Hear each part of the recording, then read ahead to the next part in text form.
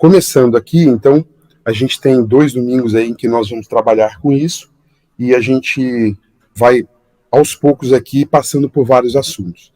Falando um pouco de mim, eu atuo já há mais de 25 anos com tecnologia, e segurança da informação, segurança cibernética, que é um nome, passei por algumas empresas de mercado, tem aqui no LinkedIn, no final eu coloco um QR Code que foi preparado para isso. Aqui tem a parte de licenciamento, né, que é a distribuição não comercial, ou seja, uma vez gravado, isso pode ser redistribuído, desde que não haja fim comercial, né? E é a licença que nós vamos trabalhar hoje aqui.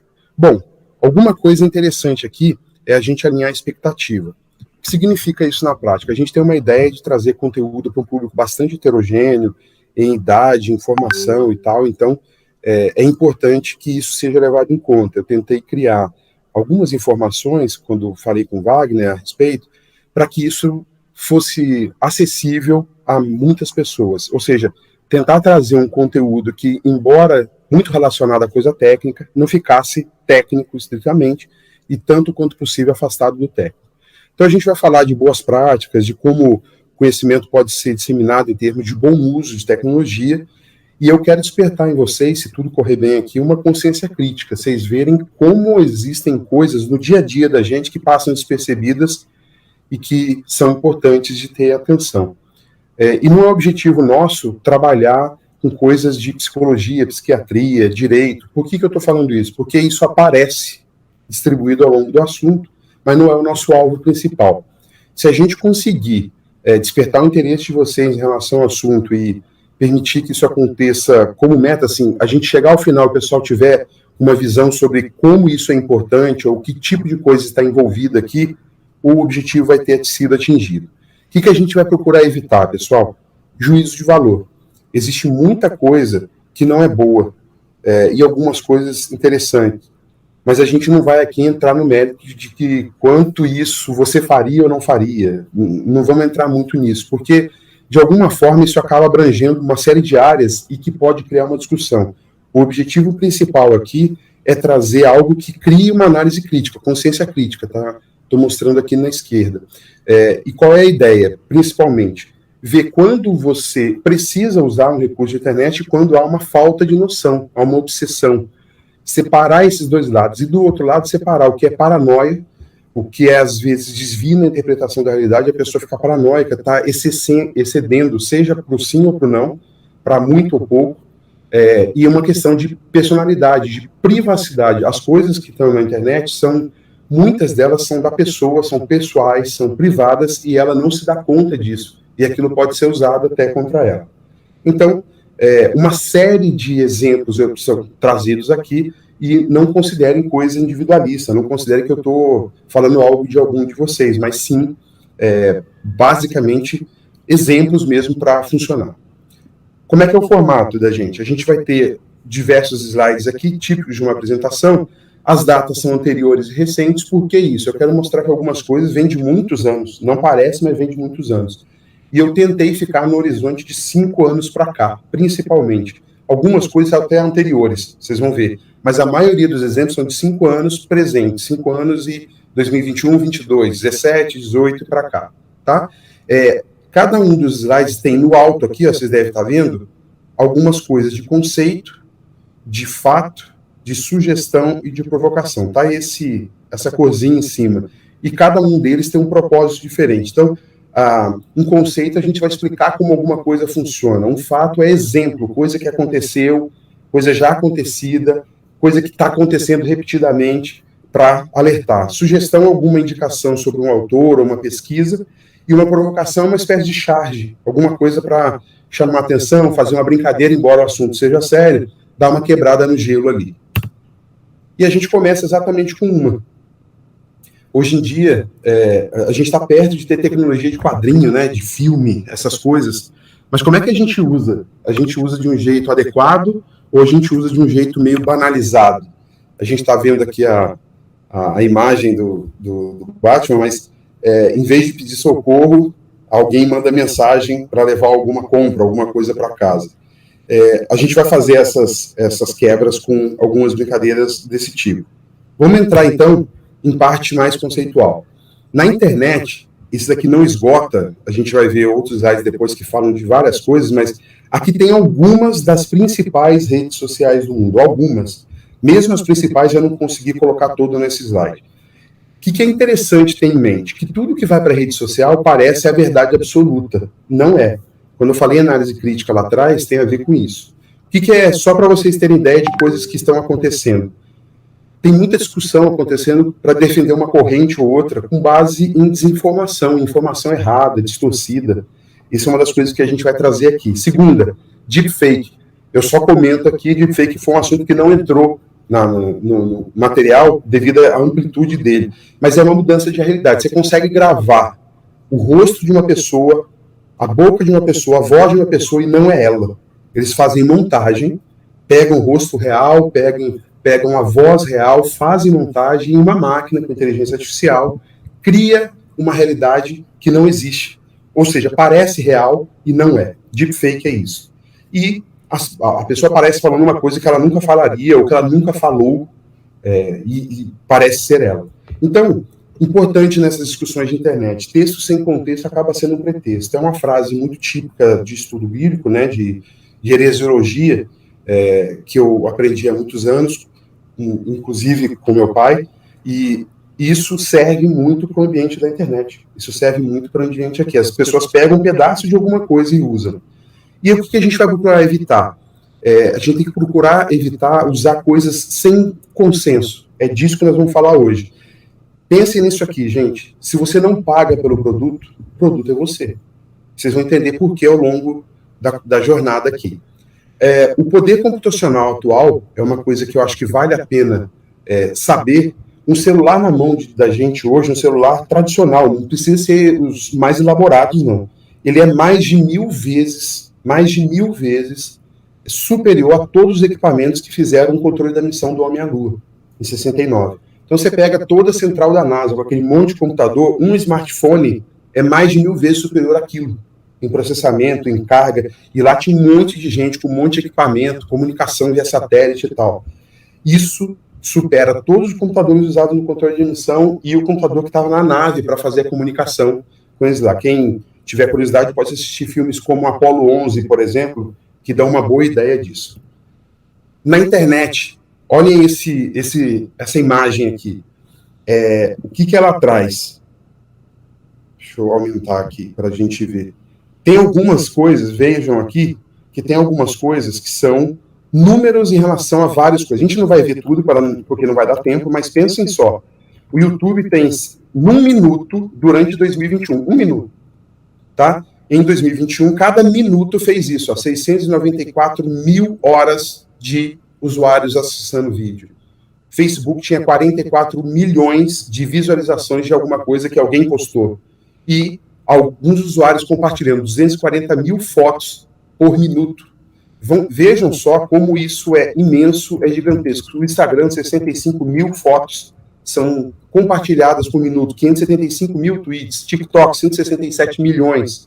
Esses números, Google, 5,7 milhões de buscas, search, ou seja, alguém foi lá e digitou alguma coisa para pesquisar. Eu não vou olhar tudo, mas vocês percebem como é gigantesco isso?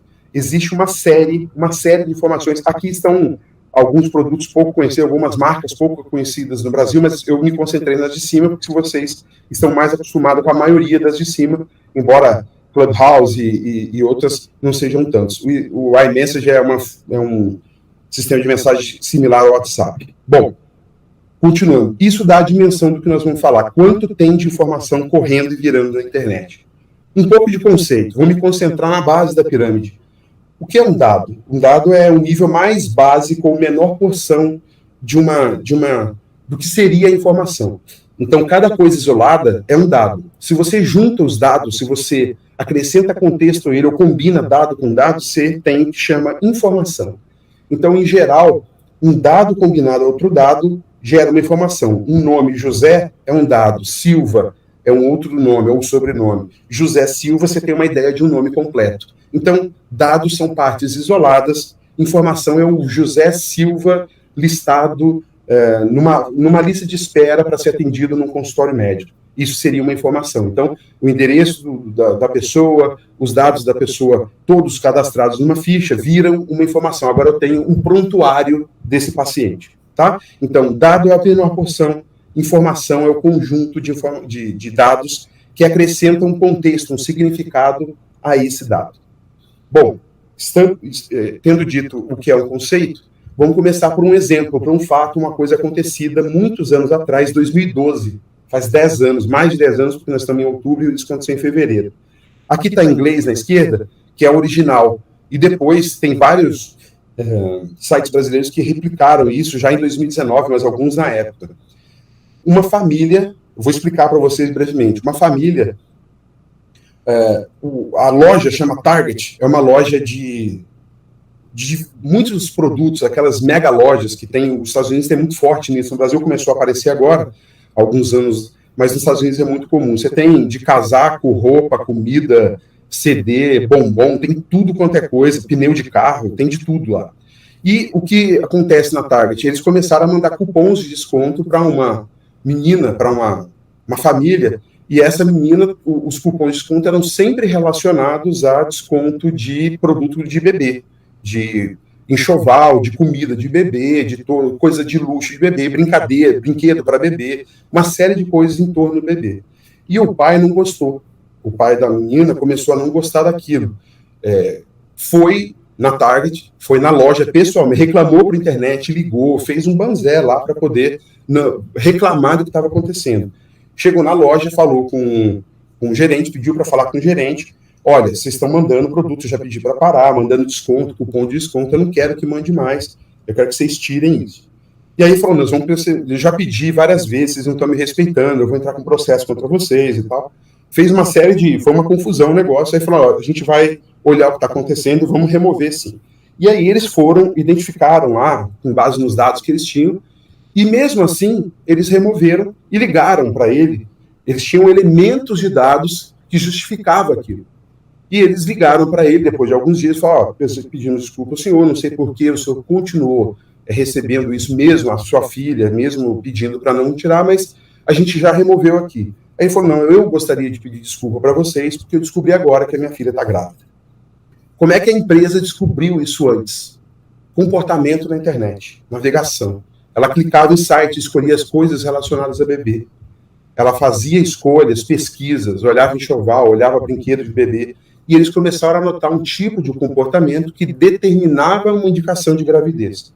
Com base nisso, em reunir as informações, todas as mulheres que escolhiam determinados produtos por X tempo, se não fosse eventual, por exemplo, alguém que vai dar presente para alguém que está grávida, ele vai gastar um tempo na internet. Alguém que está grávida ou casado com alguém grávido vai gastar muito mais tempo na internet para ver essa coisa.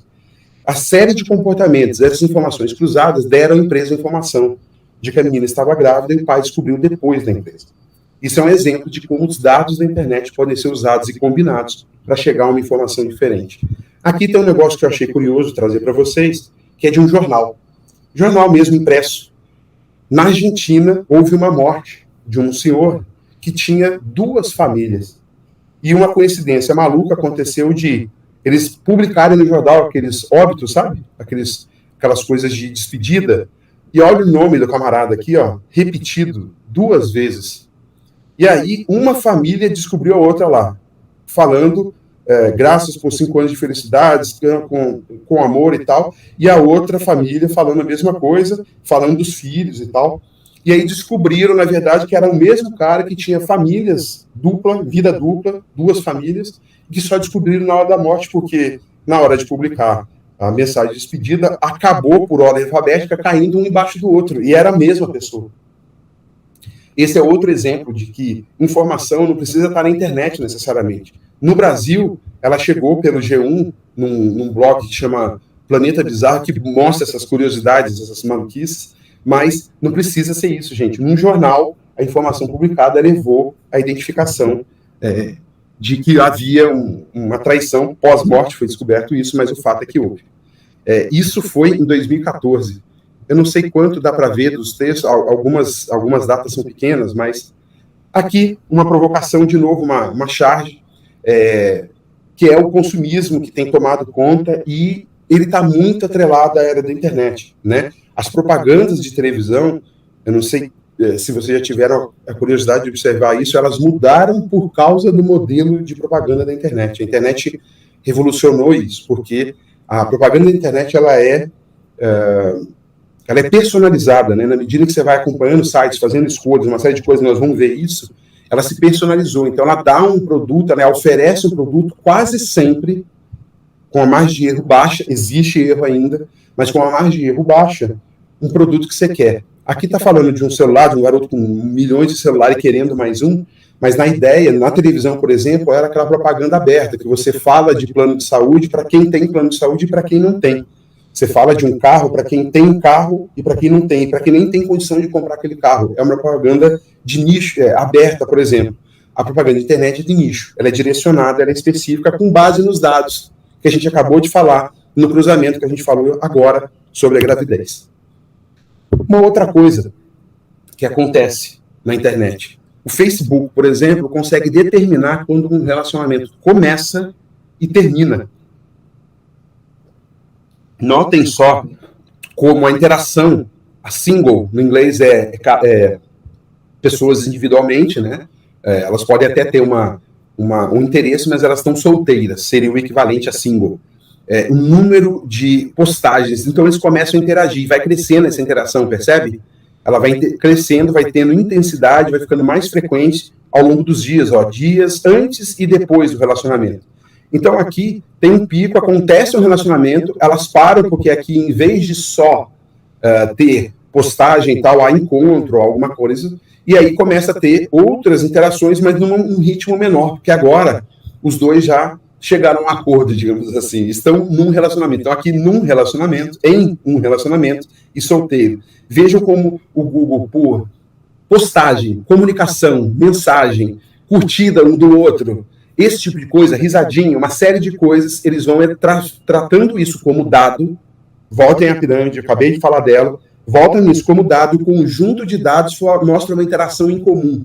Essa interação em comum, em todos os casos que eles levantaram, significa uma aproximação para um relacionamento. O contrário é verdadeiro.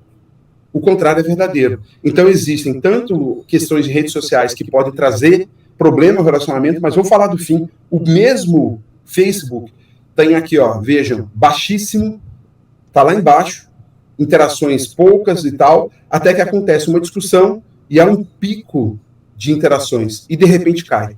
Isso aqui é o término. Vejam como ele é diferente do relacionamento começando, que ele já começa alto e vai subindo ainda mais até haver um pico aqui em cima e desce. É o que vocês viram aqui, Ele tem um pico e desce. Desce, mas mantém muito acima. Os números aqui, 1,56. Ou seja, uma postagem e meia por hora. Isso aqui é um espaço de tempo, tá? Então, em poucas horas, existem várias interações. Quando você vem aqui, são pouquíssimas. Vê como os pontos são poucos. Tem poucas interações por dia, sobe, acontece algumas, que na prática são 3 aqui, o número na esquerda, e depois volta a baixar, e aí aqui são discussões já pós-relacionamento, encerrando coisas, tentando tratar de coisas que vão ser separadas. Esse estudo, isso aqui foi publicado, tá? Houve uma publicação em fevereiro, de um periódico científico, mostrando os dados, a palavra eu é mais usada do que nós, e isso também caracteriza um término de relacionamento. Reddit, Instagram, Reddit é uma rede social, uma das que eu não mostrei aqui do próximo domingo, espero mostrar, ela está considerada lá num dos slides. E também mostra que rede social, às vezes, é um problema para o relacionamento, porque a pessoa passa a ter relacionamentos duplos, um com a pessoa que ela tem oficialmente um compromisso e o outro por rede social, por internet e tal, que ela talvez nem conheça, mas que ela nutre uma série de relações com essa pessoa.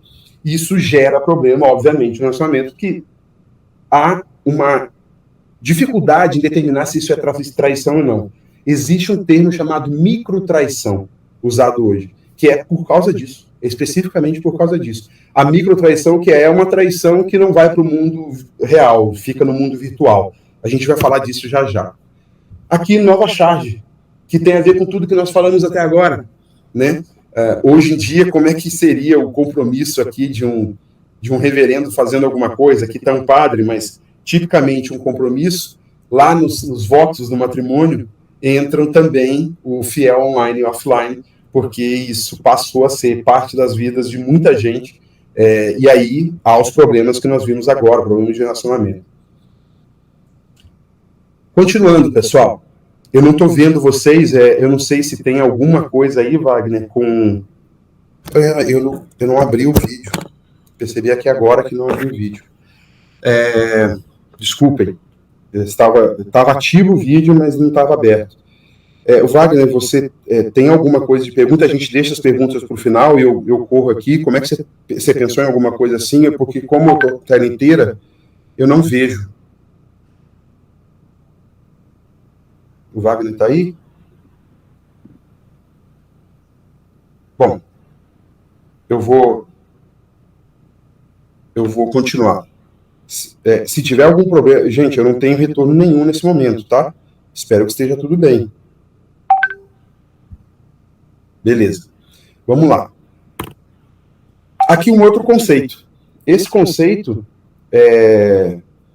ele tem a ver com dado. Comecei a falar lá na pirâmide. A primeira estrutura é o dado isolado, depois a informação é o conjunto de dados, mas o dado, qualquer dado, ele tem o que a gente chama de ciclo de vida, e tem vários tratamentos que você faz. O que é o tratamento? É o que você faz com o dado. Então, quando você começa o dado, você coleta, você cria. Imagina alguém que está pesquisando no IBGE, no Instituto de Pesquisa. Ele chega, aborda uma pessoa e coleta aquele dado. Aquele dado não existia para ela, e isso foi coletado. Então, ele começou a existir na prancheta, na planilha, no que for da menina, do pesquisador, do rapaz, da moça que está pesquisando.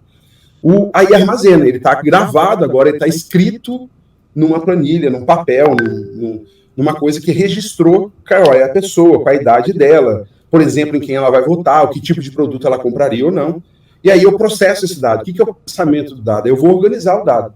Eu vou juntar todos os homens, todas as mulheres, eu vou juntar por idade, de tantos anos até tantos anos. Então, eu estou processando, eu estou organizando, eu estou trabalhando o dado que existe agora na minha mão, que foi armazenado. Eu pego tudo e trabalho com ele. Isso tudo é tratamento. Eu transfiro o dado. Eu posso pegar o dado e falar, olha, os pesquisadores, no meu exemplo do IBGE, cada um está numa cidade do estado de São Paulo. Eles vão mandar todos para a capital de São Paulo, onde está a sede do IBGE, e você vai conseguir organizar esses dados melhor. Então, transfira o dado. E depois, em algum momento, eu deveria apagar esse dado, descartar esse dado. Isso é a parte que todo mundo esquece.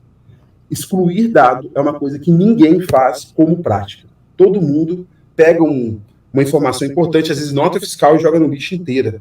Não picota, não tem picotador, pode rasgar na mão, separa partes dela, não. Ali tem dado da sua vida, tem CPF seu, tem endereço, tem telefone, tem uma série de coisas, tem o custo de um bem que você comprou, de um produto que você comprou, tem a origem da empresa que te mandou, então você já sabe qual é o tipo de produto que a pessoa pode comprar. É isso que a internet faz. Quando você compra um produto, o que eles estão fazendo? Eles estão vendo você clicar em mais produtos de tênis preto do que de tênis branco. Então eles vão começar a te bombardear de informação com tênis preto. E aí eles começam a perceber que se tênis preto te interessa, uma camiseta preta pode interessar, um short preto pode interessar. Eles começam a te bombardear com isso. Como é que eles sabem disso? Pelo seu interesse. Foi você que disse para eles. Eles não adivinharam isso. É o seu comportamento no uso da rede que determina que isso vai acontecer. E esse dado, para eles, nunca vai ser apagado. O que a gente faz na nossa casa, no nosso escritório? Também não apaga. Vai acumulando pasta de informação, dados.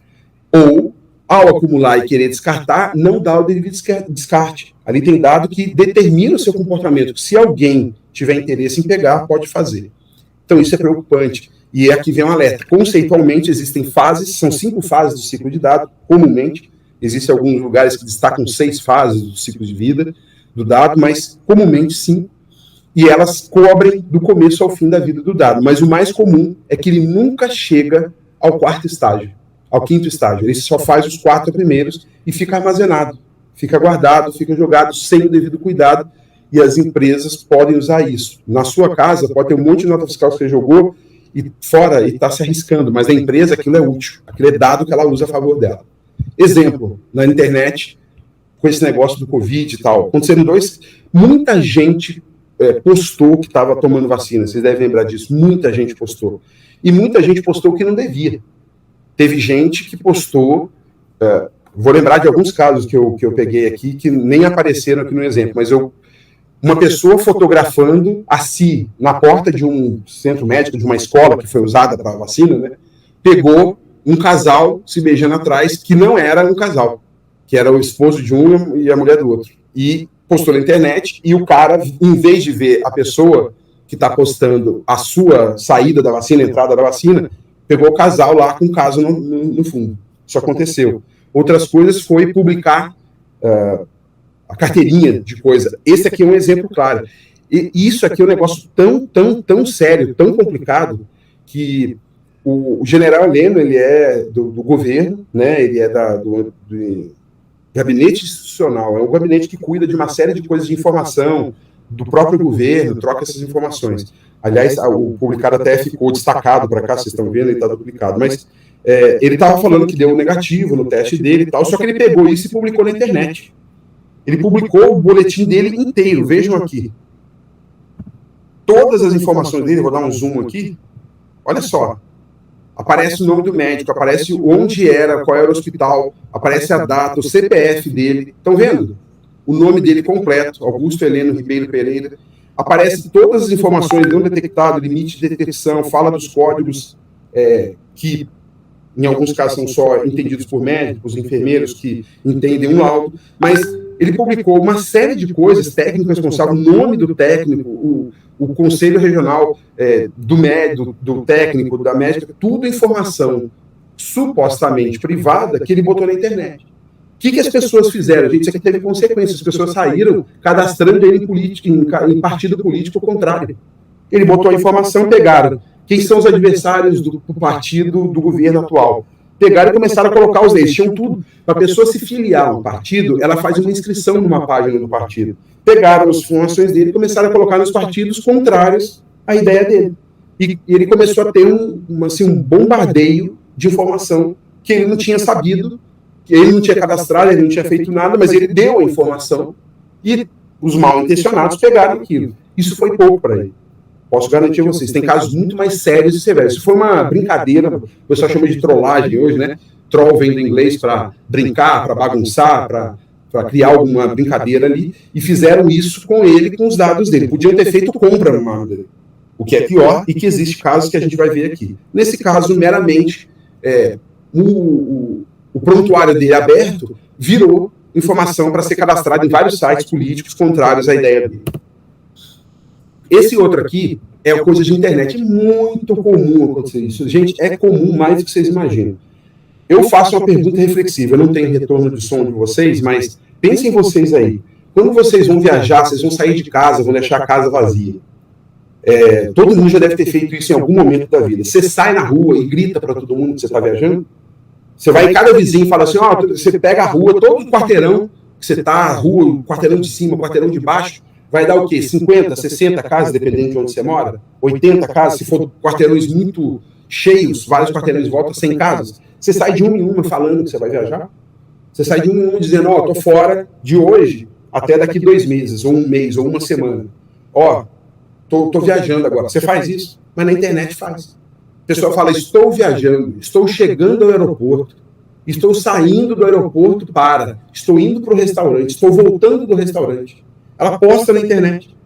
A vida dela inteira está na internet e ela, sabendo que isso não é uma prática, mas quase uma ostentação, eu diria, postagem na internet beira muito a ostentação, beira muito a mostrar alguma coisa que a pessoa quer ser, embora muitas vezes não seja, ou às vezes até mas quer explorar esse lado.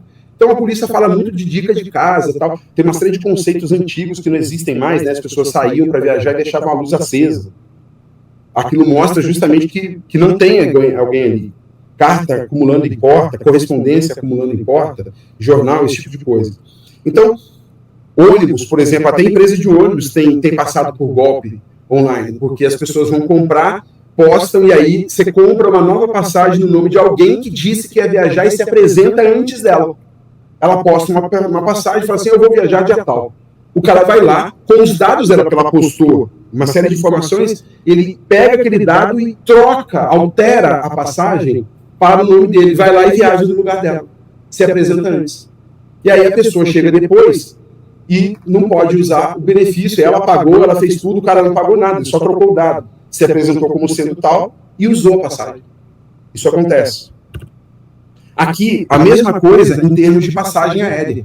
Vejam só que as passagens aéreas, elas têm um monte de código. Passagem aérea tem código de barra, tem código aqui, ó, vejam aqui, esse pedacinho que está aqui, ele está exposto maior aqui, ó, e tudo isso aqui é código, aqui está coberto, porque a Lufthansa é uma empresa aérea de transporte de pessoas e cargas alemã, muito grande a Lufthansa.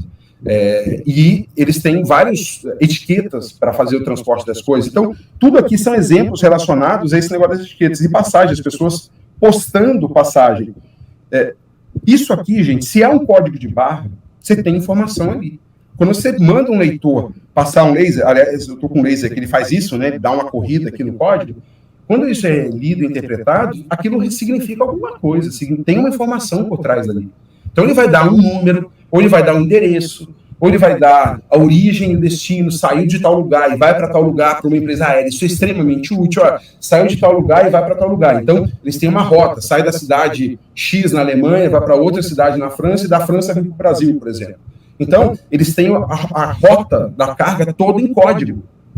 E isso é fundamental. A passagem aérea é exatamente igual, ela tem código, ela fala qual é o portão de embarque, ela fala qual é a origem, qual é o destino, qual é o seu assento, muitas vezes. Hoje em dia, assentos são vendidos à parte, então as empresas aéreas cobram por um assento, mas não importa. Aqui tem um assento, olha lá, 36E. Hoje em dia não se fala muito em assento, porque a pessoa escolhe no momento do embarque, né? Se ela quiser escolher antes, ou muito próximo do embarque, se ela quiser escolher antes, ela vai pagar uma taxa por isso, uma forma das empresas ganharem mais dinheiro como se elas não ganhassem. Mas o fato é que pode não ter o seu cartão de embarque, mas você vai entrar no avião. Você pode não ter o assento, mas você vai entrar no avião porque você tem cartão de embarque. Então, é muito comum as pessoas postarem que estão viajando, que estão indo, que estão voltando, qual é a passagem, ida, volta, uma série de coisas que alguém pode se apropriar daquilo. E existem casos de apropriação. É chamada apropriação indébita, mas ela acontece. Você deu informação para um mal intencionado reverter aquilo a favor dele. GDS, GPS, todo mundo conhece a sigla. É o Sistema de Posicionamento Global, que identifica onde um avião está, por exemplo, onde um carro está. A gente usa isso em vários aplicativos hoje em dia. Mas existe algo equivalente que chama GDS. O GDS ele tem a mesma característica do GPS, grosso modo, só que é aplicada à distribuição de transporte, a distribuição de encomendas, entregas, esse tipo de coisa. Existe uma distribuição disso, um sistema que posiciona o caminhão de entrega, os aviões de entrega globalmente. É como se fosse o GPS só voltado para sistema de entrega. E parte desses códigos tem a ver com isso. O cara sabe em que local vai estar algum produto, porque as empresas têm sede de distribuição, têm centro de distribuição espalhados pelo país, pelo mundo, para poder facilitar. Então, ela leva o produto para lá, aquele produto é entregue naquele país, depois sai de carro, sai com van, com caminhõezinhos para distribuir na localidade. As informações todas passam por esses códigos. Então, publicar uma passagem, publicar o seu produto, chegou um produto agora, você tem o código de barra dele, aí você pega, eu já vi gente fazer isso, ou postar inteiro, tem o código, tem o nome, tem tudo, igual o General Heleno fez, acontece isso. E tem uma outra coisa, a General Heleno é só um exemplo, tá, gente? Vocês vão ver aqui que ele não é caso isolado, ele deu uma bobeira, o que estranha no caso dele é a posição dele, mas muita gente faz isso, vocês vão ver já. Muita gente, é muito comum. E na postagem, o cara vai, eu já vi o contrário, ele vai e risca o nome dele, risca o endereço, não tem nada, ele posta. Olha o produto que eu recebi agora, coloca o produto e o pacote do produto do lado, fotografa e bota na internet. Só que o produto está com código de barra ali. Você pega um celular, se tiver o programa certo, o aplicativo certo, você lê e sabe para onde foi o produto, de onde saiu, para onde foi, quando foi a data de saída. Você sabe todas as informações do produto por causa do código de barra. Então não adianta arriscar o nome. O código de barra tem a mesma informação do nome. O cara que está na rua entregando para você não tem leitor de código de barra, gente. Por isso que tem o nome escrito. Mas nos centros de distribuição, o cara bota um código de barra, aponta, aperta o negócio, ele lê na hora. Bota no produto e fala, vai para a van amarela, vai para a van azul. Porque a gente vai distribuir pelos bairros que eles vão. Lá é muito mais rápido. Ele não vai ler um a um e falar assim, é fulano de tal do bairro tal. Não. Ele bota um bip, aperta aquela pistolinha, dá uma lida, vai para a esquerda, vai para a direita, distribui, vai para o caminhão azul e para o caminhão amarelo. É assim que funciona. No dia que o cara está na rua, ele não tem essa pistolinha. Daqui a um tempo vai ter. Nos Estados Unidos é muito comum ter, tá? FedEx, DHL, que existem no Brasil, representações dela, mas nos Estados Unidos é muito forte. Essas empresas, elas têm o cara que dirige o caminhão com um equipamento que lê, e aí ele confirma se a entrega está correta, não faz tudo na mão. No Brasil já conseguem fazer isso com o celular, tá? Deixa eu acelerar porque estou gastando muito tempo por slide. Novamente uma provocação, o cara tem um monte de amigo na rede social, se é que isso é amigo, e não tem ninguém para conversar. Então as relações têm se tornado bastante superficiais. Olha aqui o exemplo do que eu falei agora. Já tendo gasto um tempo ali, vou ser mais breve aqui. Vários tipos de código de barra, percebe? Cada um tem uma característica. Ó, esse aqui tem do lado do zero maior, esse é antes do zero. Esse é linear, não tem nada. Esse tem alguns no meio, separando as fases. Significa que o 777431 é só esse pedaço do código. O 02 é só esse pedaço. Aqui tem códigos maiores e menores. Aqui, um grande código de barra. QR Code, código QR é um código específico. E código tem lógica. Nota fiscal tem código hoje em dia. Nota fiscal tem código. Esse site aqui, o eFarças, depois eu vou falar dele em algum momento, mas é um site bem interessante. O pessoal fica conhecido, o DANF, é uma sigla que determina o documento auxiliar de nota fiscal, que é o documento usado para transportar mesmo. Você está transportando esse produto, de onde é? Para onde vai? Por que você está transportando isso? Você pode? O cara que é da empresa de logística pode apresentar o DANF e falar, ó, eu estou tirando da empresa tal e indo para lá. Nota de entrada ou de saída, tá vendo? Geralmente o DANF é uma nota de saída porque a empresa emitiu para alguém transportar e levar até o endereço de destino. Mas isso tem uma lógica. Rapidamente, um código de barra do tipo EAN, por exemplo, ele é com essas barrinhas que vocês conhecem, tipo esse aqui, ó, de baixo aqui, ele está aqui em cima. Nesse caso, ele significa um telefone, tá vendo aqui? São Paulo 113181 e eu apaguei o resto. Tá? Ou seja, se eu aperto a pistolinha ou um leitor, uma câmera, que leia esse código, ele vai botar na tela o número do telefone. Eu dou descarga e ele liga. Outra coisa, pode ser um produto, no mercado usa-se isso. Cada estrutura do número tem uma coisa. Vejam lá, o país que foi gerado são os primeiros números, todo o número 789 é do Brasil. Se tiver 789 escrito no número do código de barra, ele foi produzido no Brasil. E aí tem a empresa que produziu uma série de seções da empresa, áreas da empresa, porque uma empresa pode ter várias divisões, ela produz vários tipos de produto. Está nessa parte aqui. O produto especificamente está nessa parte e um código, um dígito verificador que amarra o número, que é calculado em cima do conjunto de números, tem uma série de contas que você faz, ele gera um dígito verificador. Isso acontece em vários números oficiais. O CPF, os 2 últimos dígitos são cálculos dos 9 anteriores. Cartão de crédito, a gente vai ver já a mesma coisa. Então, código verificador, dígito verificador, ele é baseado numa lógica de números anteriores. QR Code, a mesma coisa lá, informação da versão, do formato, da correção do dado.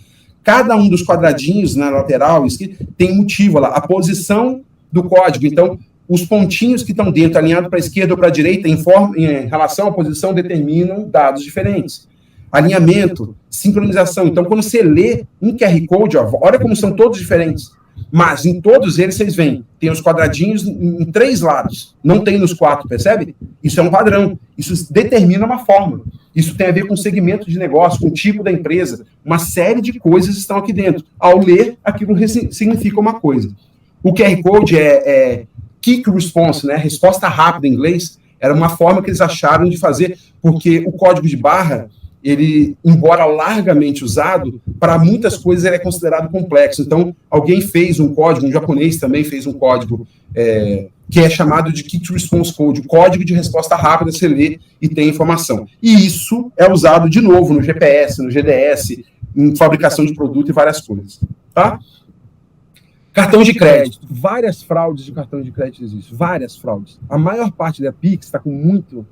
Por que acontece fraude de Pix? Teve muita gente atribui ao Banco Central um erro. O Banco Central é uma autarquia muito importante do Brasil e das melhores que o Brasil tem. É um dos que mais funcionam. O sistema bancário brasileiro é considerado um dos melhores do mundo de longe.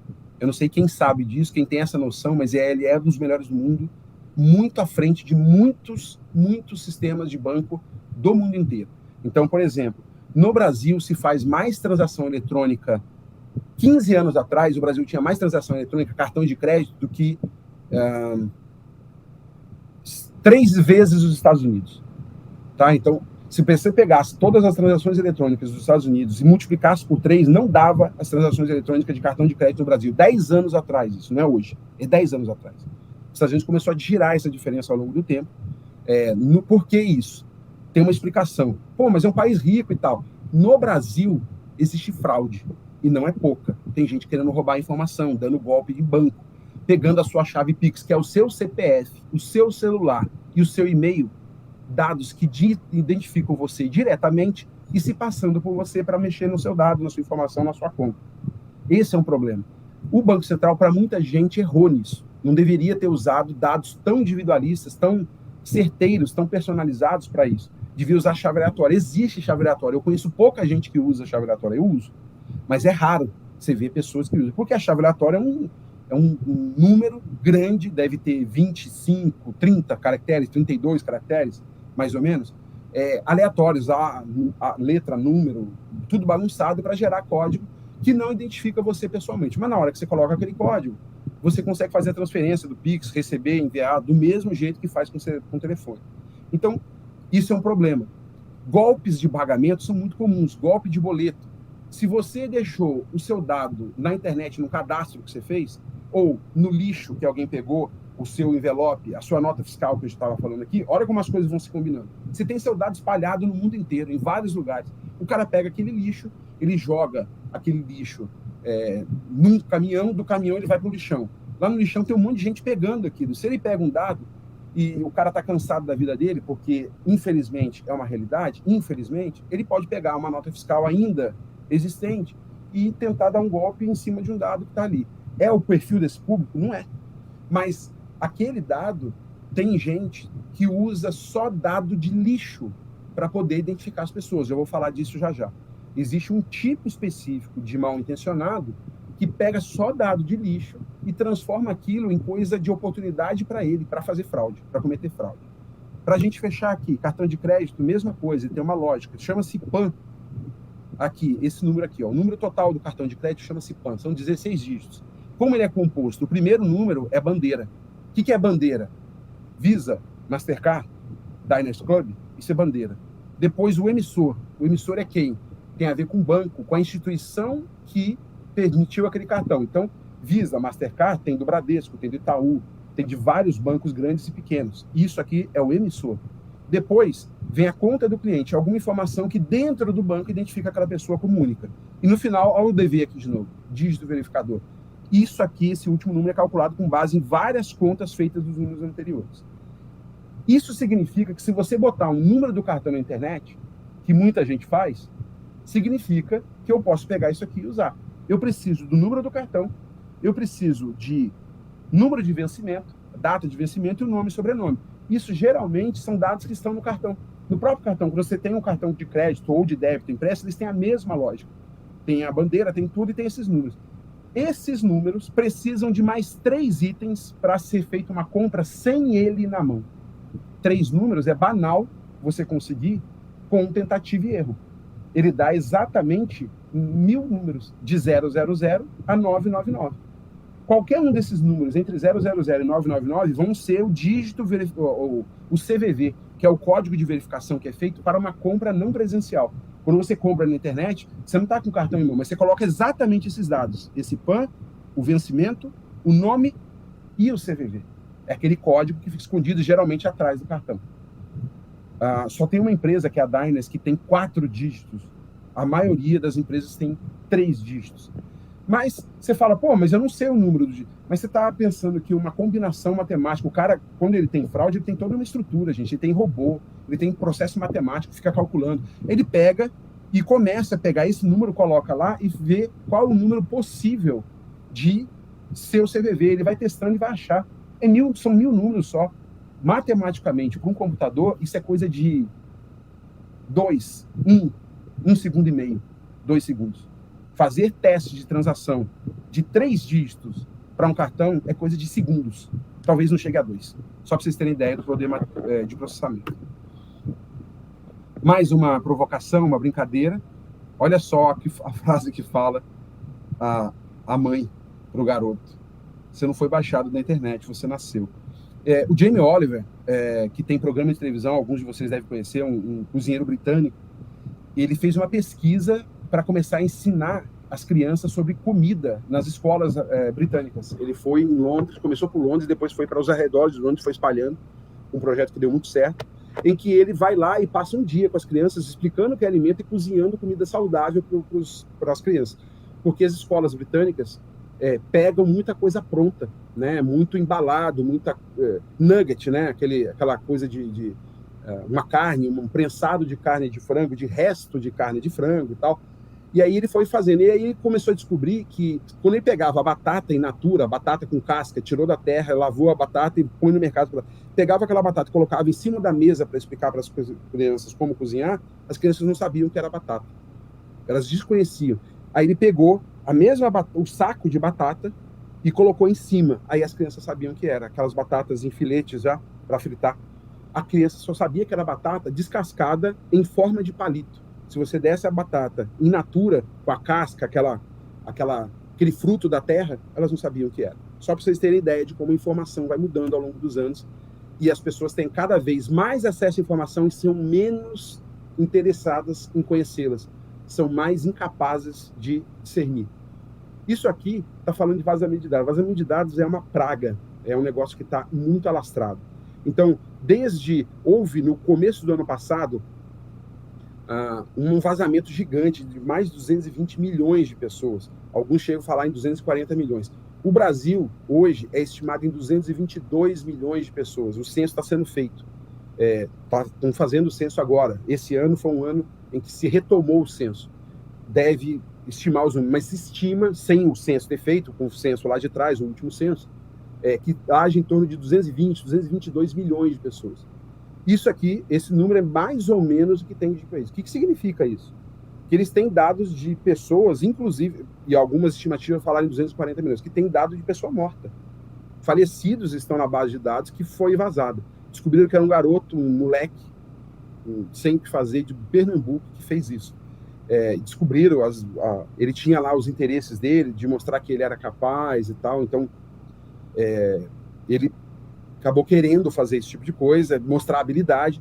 Muitos hackers são motivados por demonstração de habilidade, outros por ganância financeira. Esse moleque aqui, aparentemente, ele entrou para provar que ele podia. E outros pegam os dados para vazar. Entra e fala assim, eu vou mostrar que eu sou capaz, eu vou pegar os dados e vou ganhar dinheiro em cima dos dados. A Netshoes acabou acontecendo, ela foi invadida, acho que 3 vezes nos últimos 5 anos. A Netshoes é uma empresa de venda de artigo esportivo, tênis, essas coisas, que vocês devem conhecer, e que passou por isso. E ela foi condenada a pagar 500 mil por vazamento de 500 mil por cliente, para deixar claro, de 2 milhões de clientes. Porque o caso dela foi reincidente, foi piorando, e aí chegou ao STF, ó. A Polícia Federal e o STF acabou entrando na jogada, porque não foi um caso isolado, aconteceu e parou, como foi o caso, vejam aqui, da CVC e Submarinos, que é agora, recente, aconteceu final do ano passado, alguma coisa assim. Submarino Viagens e CVC é de uma mesma empresa. Ela tem várias empresas de viagem e houve vazamento lá, houve dados, e eles disseram uma coisa que é interessante. A companhia disse que as reservas e embarques não foram afetados. Eu, pessoalmente, conheci um amigo do meu pai, da minha mãe, dos meus pais, que foi para o aeroporto e não viajou. E eles estão dizendo que não teve problema nos embarques. E chegou lá com a passagem comprada, um monte de gente amontoada no aeroporto sem poder embarcar. Eles cancelaram todos os embarques. Então isso aqui não é verdade. Isso aqui é a empresa tentando mostrar na mídia que é uma coisa, mas na realidade, quando você vai lá, se você comprou e for lá no balcão e tentar embarcar, você não consegue. A Enel perdeu dados, uma subsidiária em Osasco, perto de vocês aí, perto de mim, inclusive, eu moro em Osasco, não estou em Osasco agora, mas moro em Osasco. Uma série de dados de 24 municípios ao redor de São Paulo, 7,2 milhões de consumidores perderam dados devido a um vazamento. Então, 243 é o que eu falei agora, a nova falha, 243 milhões de brasileiros na internet. O Brasil não tem 243 milhões, nem o IBGE tem essa expectativa. Isso significa o quê? Dados de pessoas mortas, pessoas que foram internadas no SUS, por exemplo, que faleceram, os dados estavam numa base e os caras levaram. E, gente, dado de pessoa morta é muito usado para fraude, porque é difícil validar que a pessoa morreu. O dado da pessoa existente é fácil você usar ele em qualquer lugar, mas quando a pessoa falece, é difícil, leva anos para você tirar ela de todos os lugares em que ela estava cadastrada, seja por uma razão boa ou não. Ela está num débito, a dívida morre com ela, mas o nome dela não saiu da base de dados de débito. Tá? Então, tudo isso é muito difícil. Existem algumas leis no Brasil pensando nisso. A mais antiga, relacionada a isso, é de 2012. Ela recebeu o nome de Carolina Dickman, porque ela foi usada como referência, porque as pessoas roubavam os dados, ela botou o celular dela para consertar numa loja, o cara pegou os dados dela íntimo, fotos dela com o namorado dela e tal, que ela não tinha exposto, mas que estavam no celular, como ela levou para resgatar o celular, para ligar o celular, porque não ligava, o cara fez isso, ligou e pegou todas as fotos e ligou para ela para fazer essa chantagem. Ó, se você não me pagar, eu vou expor essas fotos aqui.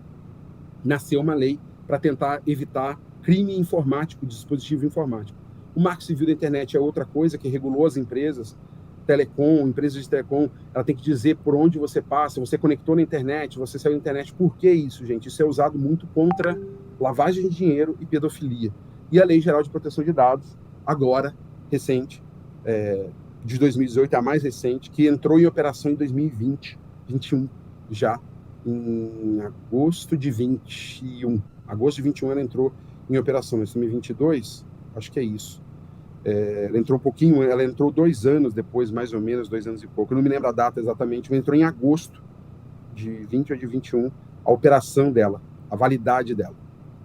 Bom, isso aqui é um dos exemplos de como é curioso, chega a ser engraçado, mas é absurdo total. Em 2015, olha de quando é isso, as selfies mataram mais que ataque de tubarão. Olha o cara correndo na frente de um boi, numa daquelas festas da Espanha, que o boi é atacado e sai correndo atrás das pessoas. Aquilo é complicado, né? Não vamos entrar no meio de novo. Estou dando os exemplos para vocês entenderem como é diverso. O cara está tentando tirar a foto dele com o boi atrás perseguindo ele. E isso, em 2015, as mortes por celular, o celular que está simbolizando uma selfie, foram maiores do que tubarão. Num ano, teve 8 ataques de tubarão com morte e 12 selfies que viraram morte. Isso piorou. 330 pessoas morreram tirando selfie em 10 anos. 21, 2011. Olha como pega esse período, está dentro desse período. De 2011 a 2021, 10 anos, 330 pessoas morreram. E vai além. O negócio vai piorando. Olha a foto desse cara. Esse cara pisou num negócio com aquele que o pessoal brinca que é o pau de selfie, né? Pendurou o celular e ficou numa torre de TV, na ponta de um pedaço da antena da torre de TV, equilibrando para fazer essa foto. A foto é linda, veja um céu. Olha o risco que esse cara tomou. Olha o tipo de coisa. E tem no Brasil, Praia Catarinense está entre os 10 lugares mais perigosos do mundo para fazer uma foto. Tem um lugar lá que você vai chegando, que é difícil chegar, que é lindo, que papapá. E as pessoas vão lá só para tirar foto dela, dizendo que elas foram lá e morrem. Tem várias mortes registradas nesse lugar. É disso. Vejam só como as coisas mal utilizadas viram um problema. E aí a gente tem com a internet, pessoal, uma ideia de que você tem acesso a tudo, você sabe tudo. Sócrates lá atrás falou: só sei que nada sei. Hoje, 2022, o cara diz: eu sei tudo, né? Só sei que de tudo sei. E aí a gente faz a provocação: será que sabe de tudo? Quando usar e quando não usar? Porque o mais difícil não é você ter acesso a isso, é como você usa essa informação, né? E aqui tem um negócio que é altamente provocativo, mas que está confirmado, pesquisado. A geração digital, porque pela primeira vez, os filhos têm QI menor do que os pais. Existem umas pesquisas, gente, que mostram que ao longo da história, toda geração, desde que existe acompanhamento disso, e isso é possivelmente final da idade moderna, então a gente está falando não de contemporâneo, que é o momento que a gente está vivendo, final contemporâneo, a gente está falando de 150, 200 anos, que há identificação disso fielmente, que há acompanhamento de pesquisa, que toda geração, os pais nascem e têm filhos, os filhos são ligeiramente mais inteligentes que os pais em termos de QI, tá? Eles têm um QI um pouquinho melhor do que os pais. aqueles filhos crescem, têm filhos, e os filhos deles têm QI um pouquinho melhor do que eles. Isso significa que a geração vai tendo QI melhor subindo, mais e mais. Essa é a primeira vez que o QI dos filhos é menor que o dos pais. Ou seja, os pais tiveram filhos cujo QI é menor. Por que isso é largamente difundido? Tem um livro que tem esse nome aqui, eu vou mostrar ele na próxima página para vocês. Olha o título do livro, é forte, neurocientista. A Fábrica de Cretinos Digitais. As pessoas, porque só dependem de informação, usam rede social como base de informação, se informam por rede social e está errado. O cara pega um negócio, sai mandando para meio mundo e as pessoas saem replicando aquilo. Isso mostra do que a gente está falando. O cara não tem crítica, não tem... Lógico que não. Ele pegou a informação e fala assim, manda para frente. E a informação, muitas vezes, como é que ela propaga? Porque ela está, embora errada, ela tem a ver com o que a pessoa acredita. E aí o negócio chamado, que o americano chama de wishful thinking. O que é o wishful thinking? É uma ideia de você acreditar numa coisa que não é real, mas você quer acreditar porque ela é convergente, ela é convergente com o tipo de ideia que você tem. Então, mesmo que ela seja mentirosa, você começa a divulgar ela, você começa a acreditar que aquilo é real. Isso não tem um nome no português, é como se fosse confiança cega numa informação errada. Fica longo demais. O termo wishful thinking é o pensamento de wishful, de algo elaborado, de uma ideia, de um desejo que você acredita no desejo. É como se fosse isso. Acreditar no desejo. O termo em inglês tem a ver com isso, wishful thinking. E ele traz essa ideia aqui. No slide seguinte, é o cara. Esse cara aqui, esse pesquisador francês, é um diretor de um instituto de saúde nacional. O livro original é esse, ó. E ele já chegou ao Brasil com esse título aqui. Então, La Fabrique du Crétin Digital é o nome original e a Fábrica de Cretinos Digitais é a tradução do livro dele para o português, falando dessa pesquisa intensa que ele fez e mostrando por que o QI está diminuindo. Porque as pessoas têm muito mais acesso à informação do que tinham 10 anos atrás, 20 anos atrás. Vocês viram, meu primeiro slide foi sobre isso. Quantas informações são publicadas em YouTube, Instagram, Facebook, tudo ao mesmo tempo, num minuto, durante 2021. 2022 não fechou ainda. Mas aquele número, eu tenho certeza, ele vai subir. Porque como ele não é calculado por dia, eles somam todos os dias, divide pelos 365 dias do ano e tem uma média. Foi isso que foi feito em 2021, é isso que remete àquele slide. É um negócio anormal, absurdamente grande de imaginar a quantidade de informação. Tudo ali presta? Obviamente que não, só que as pessoas estão deixando de ser críticas, estão deixando de entender o motivo pelo qual aquela informação é importante ou não, é útil ou não, não confronta nada, não verifica se aquilo está certo, pega e repassa.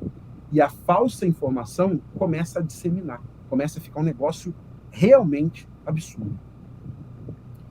Continuando, deixa eu acompanhar aqui o tempo. E aí, isso aqui é bem típico lá. A pessoa está sendo assim, amarrada, né? Ela está virando um boneco. Ela faz, está amarrada no pescoço e aqui na mão, vocês estão vendo? Qual é a ideia disso aqui? É dizer assim, você manipula, né? Não é meramente a ideia de enforcamento. É um enforcamento também, porque você fica enforcado pelo tipo de coisa, um nó. Mas aqui é a ideia de títere, né? De boneco que você mexe lá, as linhazinhas, e ele vai fazendo o que você quer. E as redes sociais, Google, Facebook, Twitter, tudo combinado, manipulando. Somos ótimos nesse tipo de nó. Estão vendo aqui? Essa é a ideia. Então, é uma provocação bastante... chama atenção a forma como ela é feita, mas ela é muito pertinente. E essa frase do Chinachi, eu acho sensacional, é por isso que eu coloquei aqui. Como as pessoas não conseguem nem ser, nem ter, o objetivo de vida se tornou parecer que sabem, que fazem, que têm, que são, que acreditam. Então, ninguém nem é, nem tem, mas ela quer parecer que tem. O LinkedIn é uma fábrica disso. O LinkedIn é aquela rede social em que o cara bota uns 10 cargos acima do que ele é de fato. Né? Ele bota umas coisas assim elaboradíssimas. Ele é X. Ele bota X ao cubo com uma equação matemática que foi calculado por Bhaskara. E aí o título dele é esse. É uma coisa elaboradíssima. Você vai ver, o cara é uma coisa... Não é que é depreciativo, tá? Não é que a posição dele é depreciativa. É que ele quer elaborar em cima da posição que ele tem. É diferente. É o contrário. Não é assim, não. Você é um Zé Ruela e tá se falando, não, o cara tem uma posição, às vezes, que nem é ruim, gente. Ele tem uma carreira boa, bem sucedida. Só que no LinkedIn, ele é 10 vezes mais sucedido do que a carreira de fato dele é. É isso que mostra parecido ao objetivo, se torna parecer que é, que tem, que sabe. Esse caso aqui, gente, ele é muito interessante.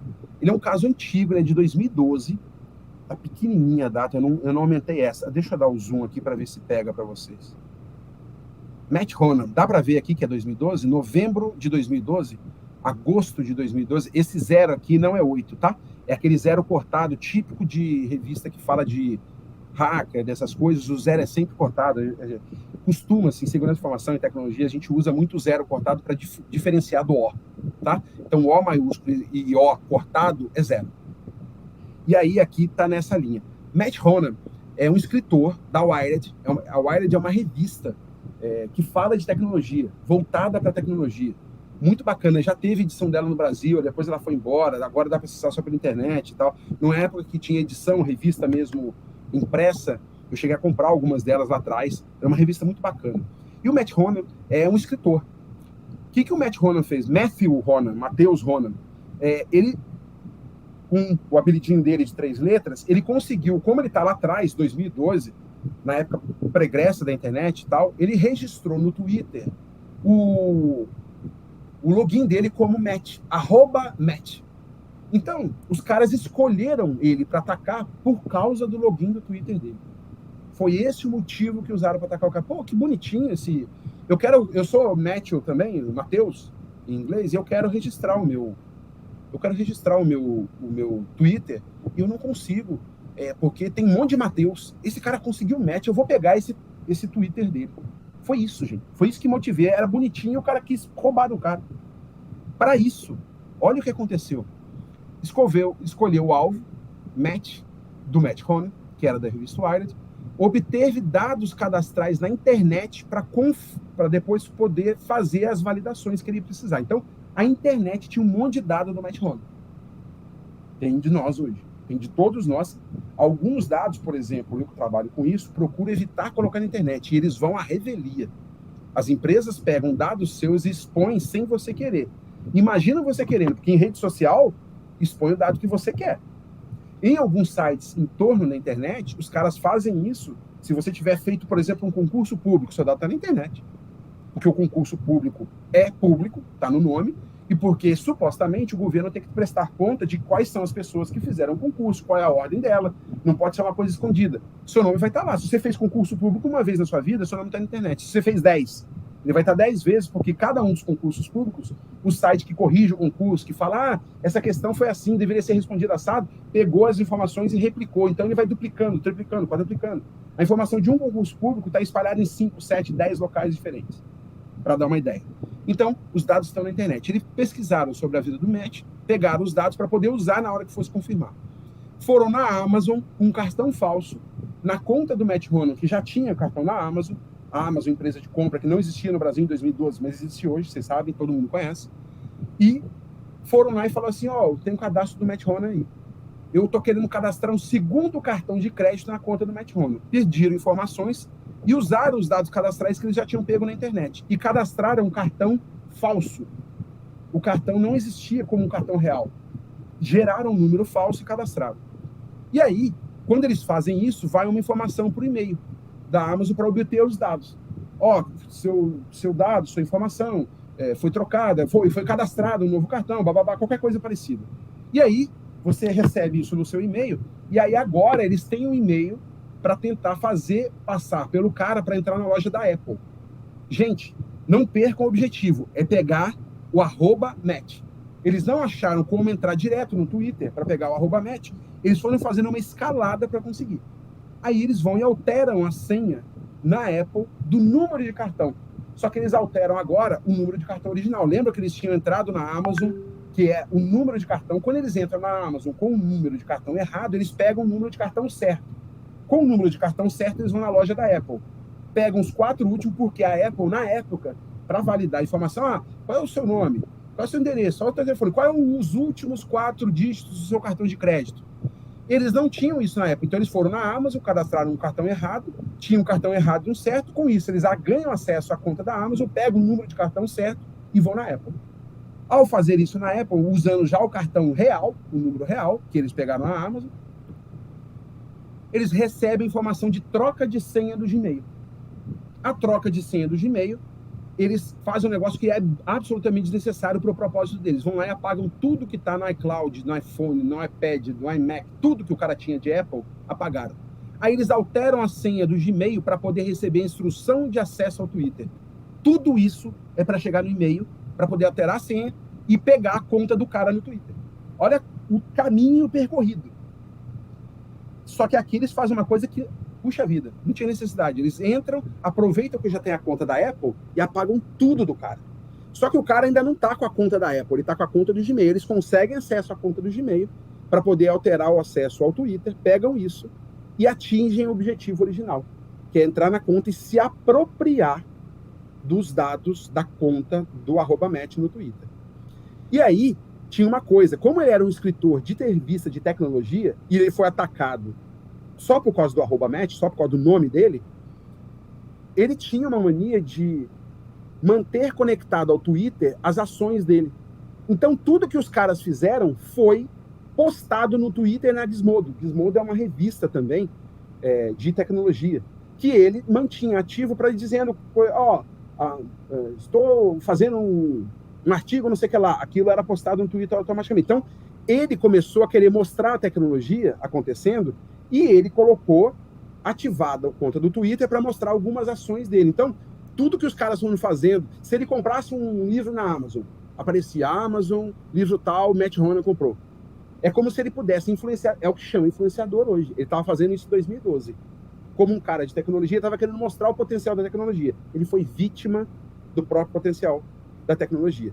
E aí, o que é que aconteceu? O impacto é negativo. 8 anos de e-mail, foto da família, foto do primeiro ano de vida. Ele bateu foto a cada semana do filho novinho, desde que nasceu até 1 ano. Perdeu tudo.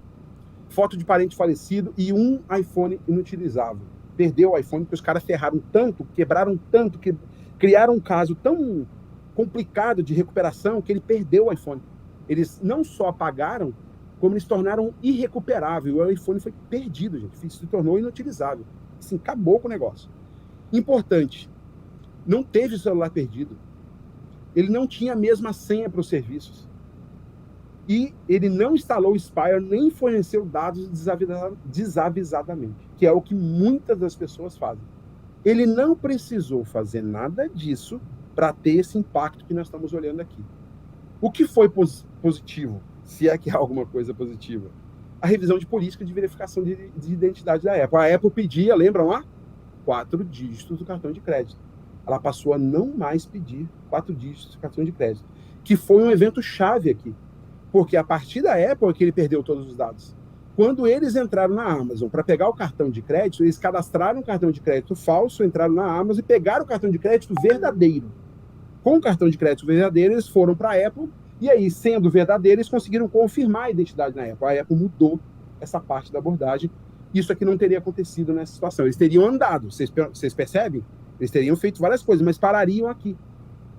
Ou terminariam por outros meios de acesso que a Apple tivesse dado a eles. Então, se você não pode me falar isso, você fala aquilo. Com base nas informações que eles já tinham pego, talvez eles continuassem, mas por um outro meio. A Apple revisou a política deles por causa disso. Pessoal, até aqui tudo bem? Estou caminhando bem para o finalzinho mesmo, estamos chegando quase no final já. Eu acelerei bastante para poder dar uma visão ampla para vocês de tudo que está acontecendo. E esse caso aqui, embora antigo, ele é muito exemplar de como a exposição e como a exposição não depende sequer de postar nada no Facebook, no Instagram, em rede social, perder celular, ter a senha igual em todos os serviços que muita gente tem. Nada disso precisou. Ele não forneceu dado sem querer, o cara ligou, um golpista ligou, ele caiu num golpe, deu dado que não deveria dar e o cara driblou ele e acabou criando um problema para ele. Nada disso aconteceu. Ele foi mirado porque ele tinha um @Matt no Twitter. O login dele, como é que chama? O alias, né, em inglês, o apelido, o nick, alias ou nick são nomes muito usados em inglês para determinar um apelido. Era @Matt. Só por isso ele virou alvo. Bom, para a gente caminhar para o final, algumas coisas aqui. Contramedidas. Como é que a gente pensa em tudo isso que nós falamos? Quais são as contramedidas? Eu vou começar de trás para frente. Rede social. Tudo que você faz em rede social, você consentiu. A lei brasileira, a LGPD, ela fala em consentimento. Você só pode fazer uma coisa se for consentida. Se é consentida, você deu autorização para que aquilo acontecesse. Quando você publica a foto, você consentiu que a sua foto seja usada, trabalhada pela rede social e por qualquer pessoa que tenha acesso a ela.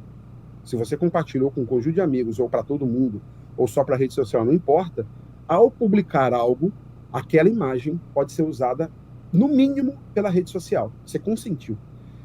Na lei brasileira, o consentimento tem que ser livre, inequívoco e informado. Livre, você tem que consentir porque você quer. Inequívoco, você não pode ter dúvida do que vai acontecer com aquilo. E informado, então, dizendo, olha, eu posso usar isso aqui. Quem é que lê termo de aceite de rede social, de site? Aquele monte de informação, tem texto gigante, fala assim, aceita aqui, marca que você é conivente com isso, consentiu com isso e dá a confirmar. Quem lê aquilo lá? Olha aqui o informado. Eles informaram. Se você lê aquilo, você não assina. Ele está dizendo que ele vai usar toda a sua vida para expor. Ele está te dizendo isso. Ele está te pedindo confirmação e você está dando a confirmação. A partir de agora, o cuidado que você pode ter é só seu. Se você confirmou isso e se você publicou, está livre. Está livre. Teste de rede social de animal, personalidade, personagem. Já viram isso? Aqueles testezinhos? Fica mais novo. Minha personalidade. Eu sou parecido com cachorro, sou parecido com gato, eu sou parecido com pássaro, não sei o que lá. Tudo isso é dado que está sendo usado. Eu vou dar um exemplo clássico disso no domingo que vem, que a gente vai ter uma outra sessão, sobre como isso aqui é usado. E isso é largamente usado. Então, tudo que vocês estão fazendo ali, vocês estão dando informação para ninguém. Parece joguinho? Você fica mais novo, você fica mais velho? Parece joguinho? Não é um joguinho. Eles estão usando aquela informação a favor deles. Você vira uma cobaia. E os dados podem ser vendidos. Você consentiu, lembrou? Você consentiu. Postagem. Então, tudo que você publicou, conteúdo não autorizado. Não existe isso, gente. Você colocou um conteúdo não autorizado, se a rede social achar que não é autorizado, ela remove. Conteúdo pornográfico, por exemplo, ela pode remover. Mas se você colocou qualquer conteúdo em rede social, de escola, de trabalho, de vizinhança, tá lá. E aquilo é munição para bandido. Aquilo é munição para mal intencionado. Põe uma criança na frente de uma escola com uniforme. O cara sabe qual é o uniforme que a criança usa, qual é a escola que ela estuda, qual é a cara dela, qual é o rosto dela, qual é a feição física dela. Ele pode ir lá. A gente, pessoas, sei lá, 30, 35, 40 anos, digamos assim, e não é que os outros anteriores não tenham isso, mas isso é mais comum nessa geração de 30 anos para frente. Os pais falavam, não aceita doce de estranho, não entra no carro de um estranho, se ele parar para você entrar no carro e dar uma carona, você não conhece a pessoa, não entra. Não deixa desconhecido entrar dentro de casa. É a mesma coisa, só que você está fazendo o contrário agora. Você está expondo o seu filho, você está expondo o seu sobrinho, você está expondo pessoas da família. É você que está expondo autorizadamente, com consentimento. Você assinou na entrada da rede social que pode. Você deu um marcar lá, não leu e confirmou que você aceita. Quando você fez isso no WhatsApp, você confirmou. Tudo que você fez em cada rede social, você confirmou. É seu, é confirmação sua para frente. O Wi-Fi e Bluetooth são tecnologias que, quando você tem ativo no celular, geralmente as pessoas não desativam. O Bluetooth está ativado o tempo todo. Aí ele entra num lugar que tem Bluetooth, conecta no Bluetooth automaticamente, o cara pode roubar informações do seu celular, você nem sabe. Porque ele está no modo automático, ele procura, sincroniza e entra. Se não tiver um Bluetooth, se tiver um Bluetooth um pouquinho melhor, ele não entra automático, ele vai pedir uma senha dos dois lados para classificar. Mas se ele estiver sem esse impedimento, porque dá para fazer sem isso, ele conecta e acabou. Você está conectado, você nem sabe. Que é o parear. A pareação, ela tem a ver com o código dos dois lados. E hotspot, o cara vai para o aeroporto, vai para a lanchonete e conecta no Wi-Fi de lá. Tem gente que só fica em lanchonete, em aeroporto, roubando dado. É a profissão dele. Ele senta lá, na cadeira do aeroporto, conecta no hotspot do aeroporto, põe a máquina dele para poder puxar os dados e fica esperando as pessoas se conectarem e vai roubando, vai puxando e vai roubando. Aí o cara sai de lá, tem o dado do cartão de crédito, uma série de coisas roubadas e não sabe onde foi. Se você tem Wi-Fi no aeroporto, numa lanchonete, a tendência das pessoas é usar. Se você tem dados móveis, usa o seu dado móvel. Cabine de avião, você entra, tem os dados do avião que você pode usar. Alguns cobram por isso. Viagens nacionais já tem algumas, internacionais é bem comum. Ó, se você entrar aqui na cabine, você pode usar a internet de verdade. Não é só a internet da rede de filmes interna. Mas a rede de filmes interna é uma internet, uma rede única, tá todo mundo acessando aquela rede. Se o cara tiver preparo técnico, conhecimento técnico, ele explora o celular de todo mundo que está no avião. É assim. Hotspot é ainda mais fácil. Hotspot é o acesso do aeroporto, né? De rodoviária, de lanchonete, de café, de tudo. Tá? Tudo que tem a ver com isso. Segundo fator de autenticação. O que nós estamos falando aqui? Contramedida. Como é que você faz? Você evita usar o telefone no Wi-Fi e no Bluetooth. Você evita postar publicação em rede social, conteúdo não autorizado. O que é conteúdo não autorizado, gente? É você expor alguma coisa que você não pediu. É o seu sobrinho, mas é seu sobrinho. É o do batizado, é filho do seu irmão, da sua irmã. Você dá presente para ele todo ano. É padrinho, é madrinha, não sei o que lá. Você falou com os pais? Você explicou para os pais que você ia pegar a foto do garoto, da garota, e ia botar na internet, e que você consentiu em nome deles, e que agora... Vocês conhecem bem quantas pessoas do seu ciclo de amizade? Um desafio aqui. Se você não conhece todo mundo, ou se você acha que conhece todo mundo, sabe aquele negócio que, puxa, não imaginava que fulano poderia fazer um negócio desse. E você achava que conhecia. Coisas como crime na internet são muito assim. Porque você nem precisa saber o que o cara está fazendo. Você deu informação para ele, ele pegou a informação, usou a favor dele, você nem sabe. Mas ela veio de você. Então, o conteúdo não autorizado é você colocar foto de uma criança para comemorar um aniversário, ali está cheio de criança que alguém mal intencionado usa de outra forma. Que a pessoa mostra a casa onde ela está, o lugar onde ela fez a festa, e fala, pô, esse cara está ostentando, eu vou dar um jeito de... Você não sabe quais são as pessoas que estão ao seu redor. Então, isso é um negócio preocupante. Segundo fator de autenticação, múltipla... Isso aqui depende de você. Todos esses três de baixo dependem unicamente da pessoa. Não dá para dizer não publique a foto do seu sobrinho ou do seu filho. Não dá para dizer isso. Se ela publicar, ela consentiu e agora ela perdeu o controle. Segundo fator é colocar uma senha e algum fator de autenticação. Alguns pedem digital, outros pedem um token, coisa de banco. O banco já está na frente nisso. De novo, o sistema bancário brasileiro está à frente, porque tem muito fraudador aqui. Os Estados Unidos tem muito pouco fraudador, tem menos fraudador que no Brasil. Então, os controles de segurança lá são mais frágeis, porque lá tem menos fraude. Se você investir no serviço de segurança intenso, tecnicamente muito bom, é caro. O banco lá não precisa fazer isso, porque a fraude não supera o investimento. No Brasil, supera em muito. Então, o que o banco faz? Investe em antifraude. Bota um monte de fator de autenticação. Você tem que tirar foto para fazer sua conta na internet. Bota um monte de dado, põe digital, põe isso. Põe o documento do lado do seu rosto, vira para um lado, vira para o outro, ri, sorri. É um monte de coisa. Por quê? O sistema brasileiro é muito mais avançado do que a maioria do resto do mundo. Tem isso. Fora, lógico que tem. O Brasil pegou de lá, só que o Brasil usa. Lá fora não precisa usar tanto. Porque aqui tem muita fraude. Então, o sistema de segurança de banco brasileiro é muito alto. E aí, de novo, de trás para frente, gratuidade. Se você não paga pelo produto, repito, o produto é você. Você está dando informação, as suas informações vão ser usadas para alguma finalidade. Não está dando de graça, não existe almoço grátis. Já ouviram essa frase popular? Cadastro em terminal, você está botando cadastro, você entra no site, pede cadastro, aí você bota nome, endereço, telefone e bota tudo real. Ou você bota tudo real e só o e-mail que não é. Pô, o e-mail é justamente o mais simples. Você botou seu endereço, seu telefone real, seu isso, seu aquilo, tudo de informação real. E aí, quando há vazamento, você começa a receber spam. Você fala, como é que os caras sabem meu e-mail? Como é que o cara sabe isso e aquilo? Você começa a receber spam, propaganda indesejada, um monte de coisa que vem disso, de cadastro que você fez. Localização, desativar a localização do celular. Ela tem um lado bom, que é, se for roubado, você ativa, mas dá para fazer ativação de GPS sem ativar a sua rotina. O Google, por exemplo, tem recursos que ele mostra onde você esteve desde que você ativou o Google.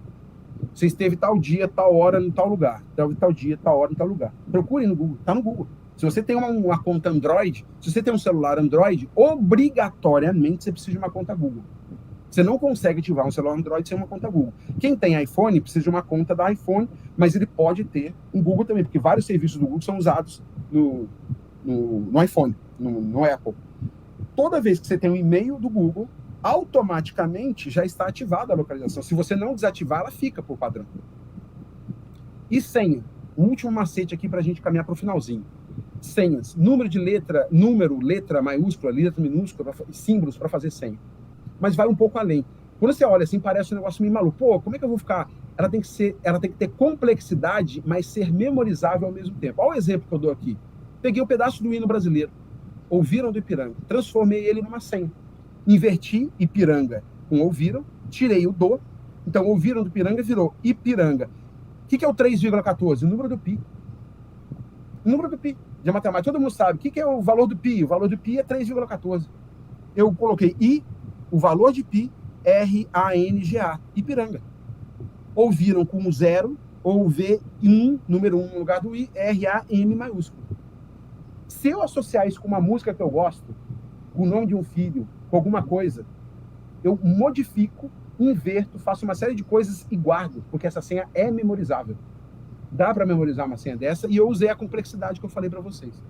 Senha não se deve anotar. Ela tem que ser memorizável justamente para você não anotar. Se você anotou, perdeu a função de senha. E aí, evitar senha igual em todo lugar, né? Não pode ser, senha não precisa ser diferente por site, mas ela não pode ser igual em todos os sites, em todos os serviços, em todos os bancos. Isso não pode. E o que é uma sugestão? Sugestão, não é a solução, não é a forma de resolver tudo. Fazer senha por grupo. O que significa isso?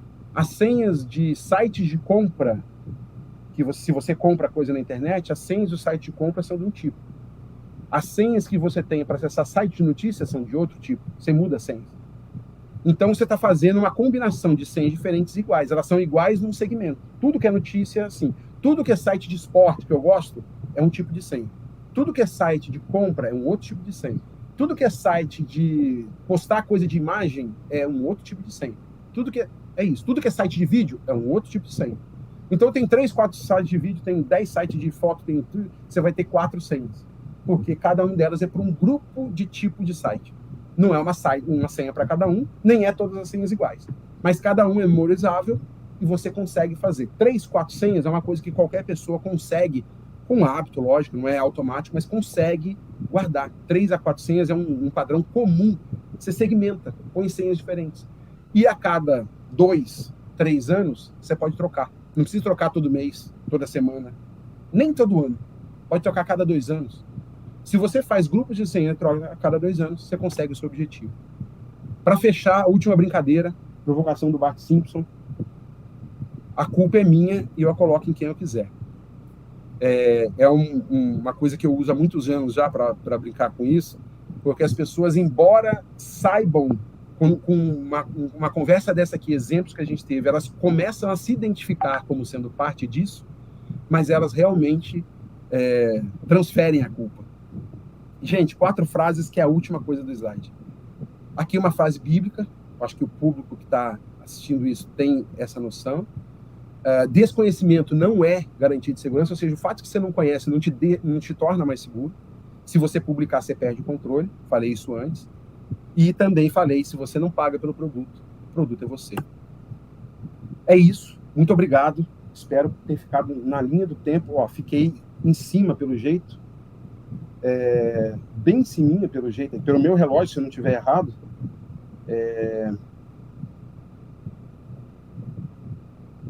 Pessoal, ô Wagner, pega aí, você mandou aqui a mensagem. Você não está conseguindo interagir comigo, né?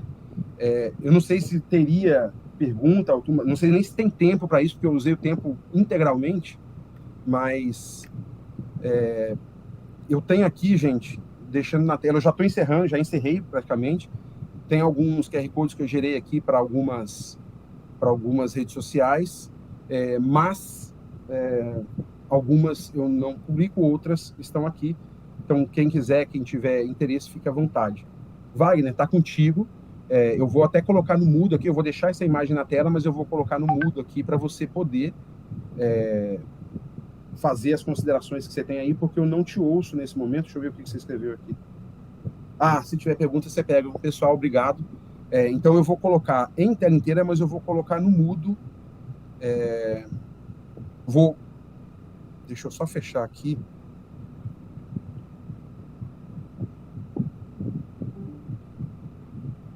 Fechei o som, tá?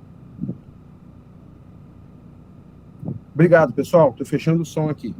Obrigado a todos vocês pelo tempo e disponibilidade de vocês. Espero que tenha sido útil, embora não tenha o retorno daí. Tomara que tenha sido bom, agradável, de alguma forma, instigado vocês a pensarem em quanta coisa a gente tem no dia a dia. Muito obrigado, pessoal.